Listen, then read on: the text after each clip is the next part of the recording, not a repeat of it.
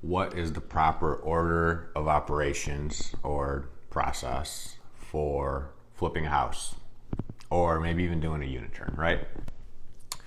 And I guess it really depends on what the project is and what you want to do. But a lot of times it has to do with scheduling because some things you could do interchangeably, right?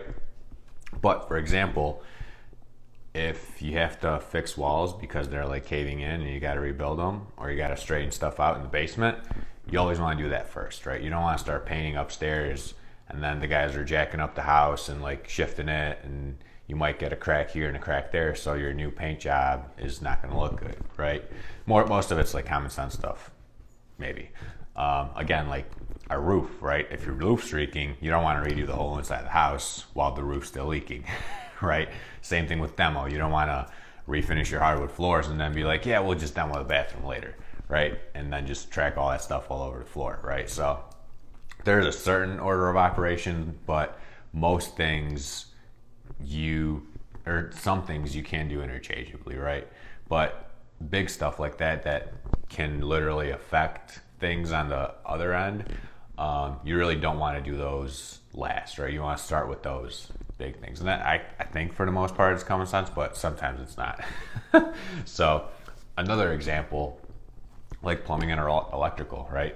You want to make sure that's all done and good before you do anything, right? You don't want to get a house that maybe the water's shut off and you start all the work thinking that everything's good inside of it, just to figure out that when you do turn the water on, you have leaking pipes all over the place and you just ruined all the painting you did, right? So not only did you waste a bunch of time with painting, you have to now cut, fix, patch, right? That plumbing and electrical, along with like the foundation stuff, leaky roof, demo, all that stuff you always want to do at the very beginning of the project, right?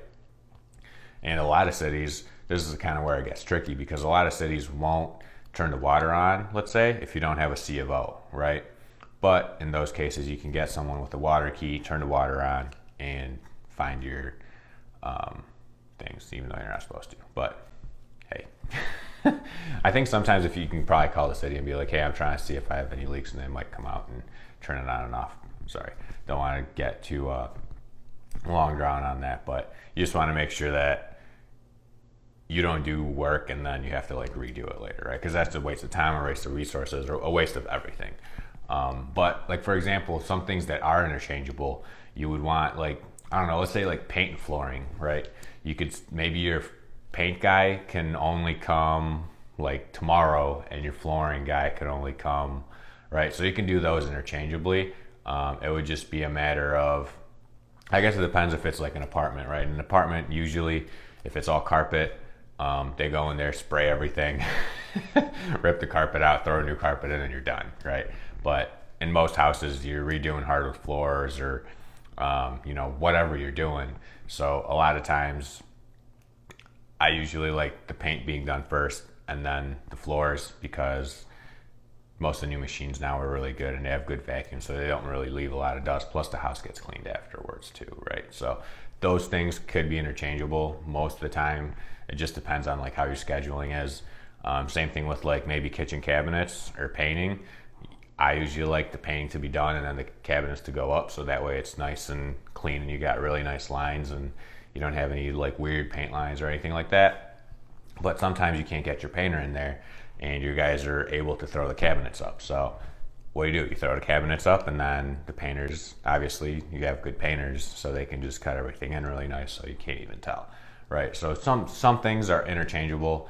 I guess a lot of things are. Those are just like the top two that are coming to mind. But those big things like a foundation, even like windows, right? You don't want to start doing interior work if you're going to replace windows. Most window guys are really good and can pop a window out, pop it back in, and you won't ever see anything different, right? They'll caulk the inside and it'll be perfect, but you just don't want to run that risk of having to do more work.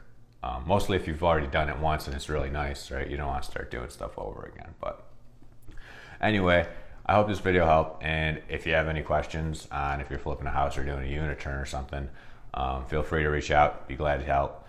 kind of tell you what we've done and what's worked for us. Maybe it's right, maybe it's wrong, but it's just an opinion. So hope this video helped, and let me know if you have any questions. Take it easy.